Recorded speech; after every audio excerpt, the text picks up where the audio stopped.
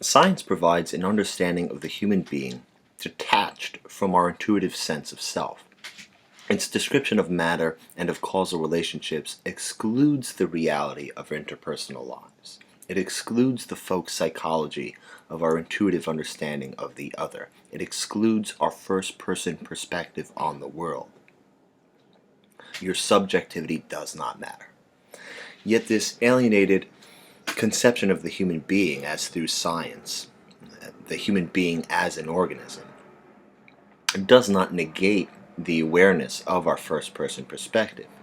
And just because we have a scientific worldview that we can analyze the human being by does not mean that the reality of our interpersonal lives is invalid.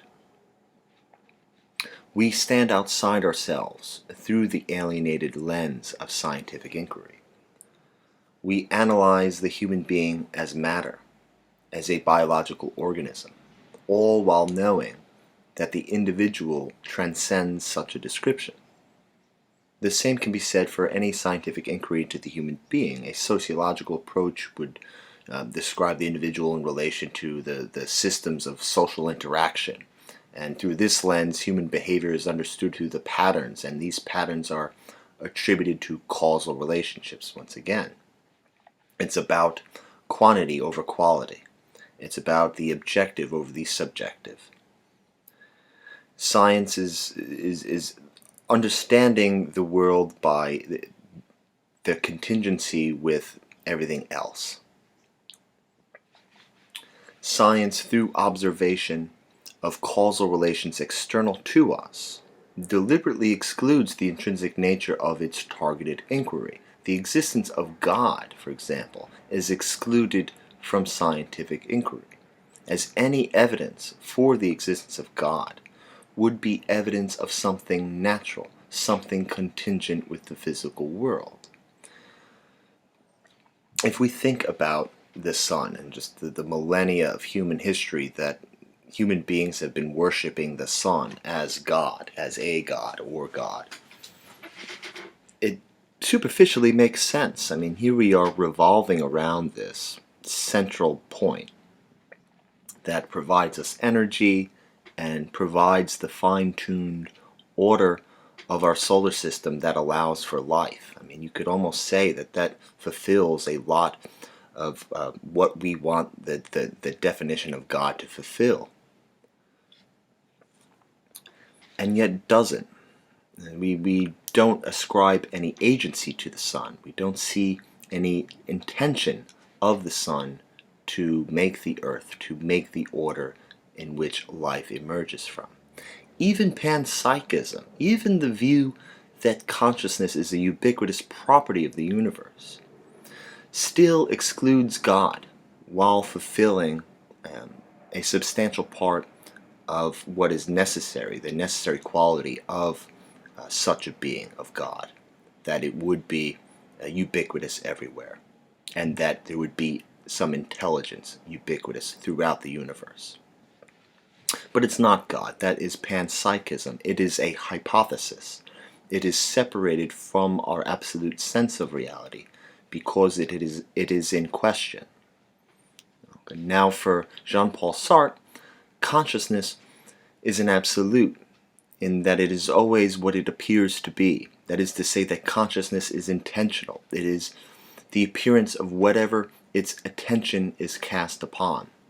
The appearance of anything as it appears is always consciousness. Consciousness is always consciousness of something. It is absolute, because if consciousness is what it appears, because if consciousness is what appears to it, then it is more real than the object appearing to consciousness at that moment. So if I'm looking at a painting, I have a limited sense of the painting. Someone else may see something in it that I may not recognize. I cannot say that I apprehend the painting completely, through and through as an object, as a work of art. With some Cartesian doubt, I may even question the very nature of what I see. I may be hallucinating. I may be fooled by the object I see.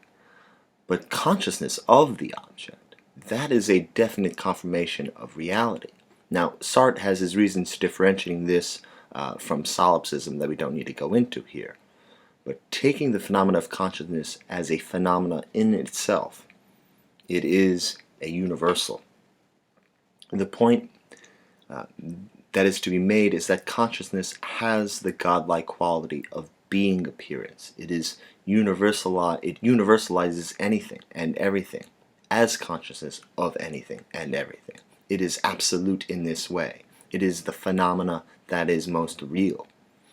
Now, there is a debate as to whether consciousness fits into the materialist perspective of science as a phenomena of mere neural activity, or whether consciousness exists outside the brain, perhaps as an invisible field, has been popularized by Rupert Sheldrake among other scientists and philosophers of mind.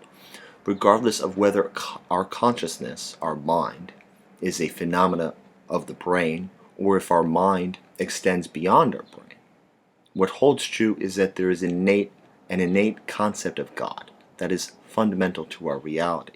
Now, one might say that if God is a phenomena of our brain, then it cannot be God. It does not fit the definition of God, in that it is not its own foundation, that it did not bring itself into existence, that it does not fulfill the role of God as a necessary being, the first causal relationship. If you believe that God is a phenomena of the mind, through the panpsychist perspective or through the materialist perspective, you are admitting that God is contingent with the physical world, that the foundation for God is human reality and not the other way around. So God is either man-made or God is the foundation of everything. Either way, our life, our experience of living, has consciousness as the foundation for everything. Our emotions, our memories, our actions are all brought into the unity of our reality through the phenomena of consciousness. Ignoring the requirement of God, the definition of God as being its own foundation, if we just ignore this for a moment, it allows us to acknowledge the existence of God as a phenomena of the mind. And by modifying the definition of God, this allows us to understand the concept not as a fiction of human imagination, but as a reality of human consciousness, as an innate sense of a universal being that all other beings can be made understandable in relation with. For example, if I steal something petty, while no one is looking, I feel as though someone is watching me, some agency of surveillance that is disassociated from my own sense of self. And it reminds me that I'm doing something wrong.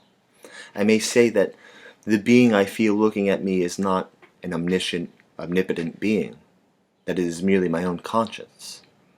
But I wouldn't say that such a being isn't real. With this understanding, an atheist holds the view that God is man-made, but God nonetheless is real. The history of religion, the history of our concept of God, is a history of a concept continually modifying itself. It modifies itself to fit our changing cosmology. The concept has been adapted and has changed to always fill a void that separates us from apprehending reality as a totality. If human knowledge should ever grasp the totality of existence, it would do so by standing outside of it. For example, if human beings, we did not understand that the earth was a sphere. No, it did not make sense to reality observed terrestrially. Everything is flat. One might infer, however, that maybe the earth is like the other objects I see in space, that it may be like the moon, in which case it is a sphere. So we can understand that the moon is a spherical object before we can grasp the earth as one. This is because we see the moon from a perspective outside and away from the moon. And it is once we really see the earth from space that we grasp what it really looks like. So as a concept, a man-made concept, God is synthetic. Synthetic in that the ways in which we perceive reality fit into our limited intelligence. Reality is adapted to become human reality. The true complexity and fullness of being is reduced by our limited capacity to perceive. That is to say that there are a priori models of the human mind which continually reduce the infinite complexity of the mysterious world around us as to make it intelligible. The feeling of our own conscious as a consciousness over us, observing us, questioning our actions, questioning our impulses, is a fissure in the sense of self. It projects a third-person point of view. God as an innate concept is a mediation, a step into the eyes of the other, in order to look back down upon ourselves. It is a necessity of our interpersonal lives, and by acknowledging God in this way, we can relate to other conceptions of God, however antiquated they may be. If, as atheists, we remain in a state of negation, that is to say, that we define our cosmology by stating what it is we do not believe in, that we define our cosmology by the being we claim isn't there, then we blind ourselves to the inevitable conclusions the human mind makes as it rounds out the gaps of its understanding into a coherent framework.